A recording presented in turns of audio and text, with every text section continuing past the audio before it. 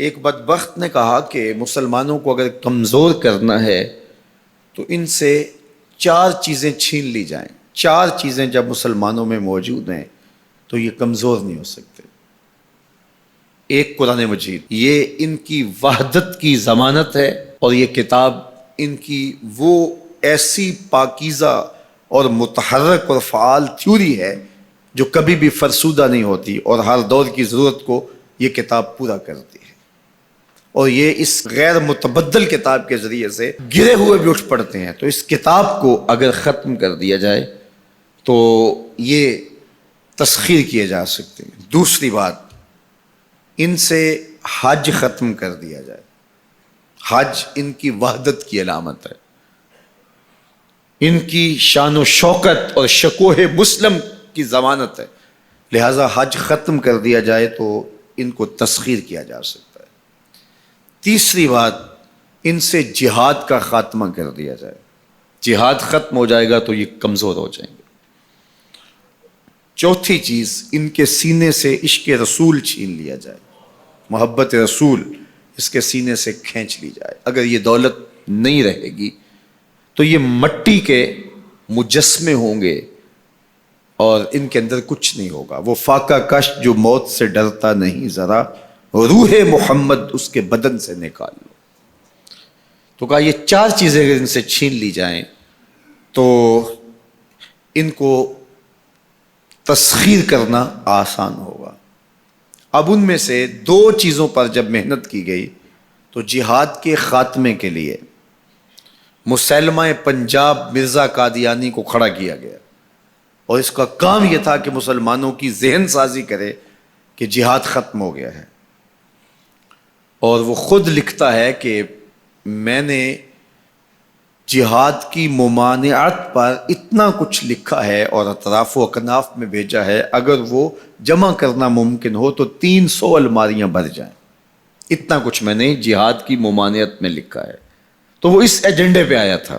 نادیدہ ہاتھ اس کو لے کر کے آئے تھے، اور وہ ایک شخص نہیں تھا، 3 شخص تھے جن کا انٹرویو کیا گیا. سب سے مناسب یہ لگا تو اس کو انہوں نے جو ہے وہ اس کام کے لیے متعین کیا، اور جتنی بھی اس کو مالی ضروریات تھی اور حکومت کی سپورٹ تھی وہ میسر تھی. اسی طرح بہاؤاللہ کو حج کے ختم کرنے کے لیے وہاں ایران میں کھڑا کیا ہے، اور اس نے جگہ جگہ کعبۃ اللہ کے ماڈل بنائے اور کہا اتنی دور سفر کر کے جاتے ہو یہیں گھوم لیا کرو، تمہارا ذوق پورا ہو جایا کرے گا.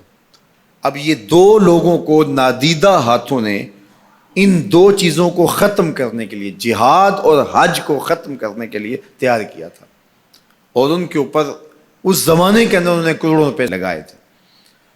اب جب وہ مر بھی گئے ہیں تو ان کے متبعین کو وہ اسی طرح سپورٹ کر رہے ہیں، اس لیے ان کے متبعین جو ہیں وہ موجود ہیں. باقی جس نے بھی ادعائے نبوت کیا پاگل پن کی وجہ سے، یا جو ہے وہ اس کے اندر کوئی صلاحیت تھی تو وہ تکبر میں آ گیا، تو اس پاگل پن کی وجہ سے اس نے اعلان کیا، جب وہ گیا تو سلسلہ ختم ہو گیا.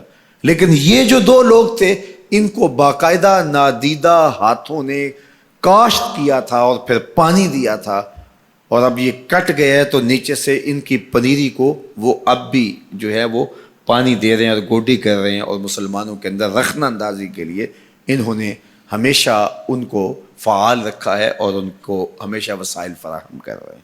اس لیے امت کو ان سے محتاط رہنے کی بہت زیادہ ضرورت ہے، چونکہ یہ نادیدہ ہاتھوں کے مہرے ہیں جو مسلمانوں کو نقصان دینے کے لیے اور ان کے اندر سے ان جذبوں کو ختم کرنے کے لیے جو ہے وہ دن رات کوشاں ہیں، اور مغرب کی جاسوسی اسلامی ممالک سے کر کے جو ہے وہ ان کو فائدہ پہنچاتے ہیں. اور مسلمانوں کے لیے بالخصوص پاکستان کے لیے یہ مرزائی اس قدر خطرناک ہے کہ علامہ اقبال علیہ رحمہ نے اس زمانے میں کہا تھا، ابھی پاکستان بننے جا رہا تھا، آپ نے کہا تھا کہ مرزائی اسلام کے بھی غدار ہیں، پاکستان کے بھی غدار ہیں.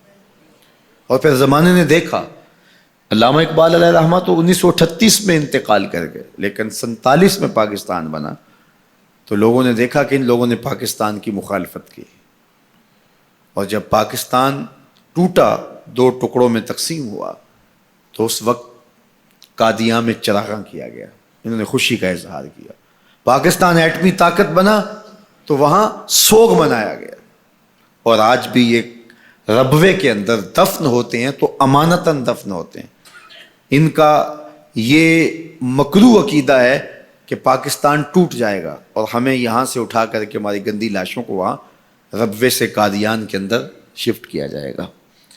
یہ پاکستان کی سالمیت پر ہمیشہ خطرہ ہے اور پاکستان کو ہمیشہ نقصان پہنچانے کے درپائے رہتے ہیں، اور ان کی ہمیشہ کوشش ہوتی ہے کہ اس وطن کے اندر امن، طمانینت اور سکون نصیب نہ ہو. مسٹر بھٹو نے کہا تھا کہ جو حیثیت امریکہ کے اندر یہودیوں کی ہے وہی حیثیت پاکستان کے اندر مرزائی حاصل کرنا چاہتے ہیں. حکومت بھلے کس کی بھی ہو، لیکن یہ پاکستان کے اہم مناصب پر فائز ہو کر کے جو ہے وہ پاکستان کو اپنے کنٹرول اور قابو میں لینا چاہتے ہیں. لیکن اللہ بھلا کرے ان لوگوں کا جنہوں نے دن رات کی کاوشوں سے، محنتوں سے آئین کے اندر ان کو غیر مسلم قرار دلوایا. علماء نے، مشائخ نے، سب لوگوں نے، تمام مسالک کے لوگوں نے مل کے اس میں کاوش کی، محنت کی کہ یہ 7 ستمبر کا دن تھا، 1974 کی شام تھی، 4:35 ہو رہے تھے کہ جب دستخط ہوئے کہ مرزائی چاہے ربوی ہوں چاہے لاہوری ہوں کافر ہیں، اور پھر ہر سمت سے نعرہ تکبیر اور نعرہ رسالت کی آوازیں آنے لگی اور تاجدار ختم نبوت زندہ باد کی صدائے دل نواز گونجنے لگی.